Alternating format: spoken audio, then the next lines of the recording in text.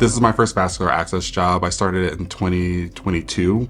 So this was the first time I've ever come across a SecurAcath, and I was terrified. It's such a new product. But it was just because it was fear of the unknown. Right. But once I became more comfortable manipulating it and using it, it's so much better. I much prefer it to other devices. Yeah.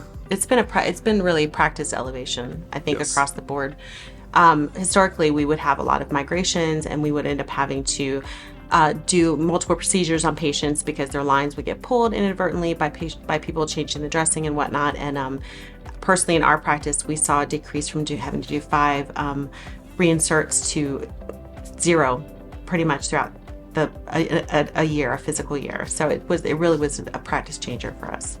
I've heard really good things from the patients that we've been utilizing them on. They very much appreciate not having to have the adhesive securement devices removed with every dressing change. It's definitely a lot less risk of skin irritation from having that adhesive put on and then taken off at most 7 days. We actually had a patient in our practice that had her line in for 5 years with SecurAcath. Had not had to have a change. It had not have moved. It was steady for 5 years with that device, which was amazing for her because previously she'd had to have a lot of replacements done because of catheter migration. And so it was life-changing for her.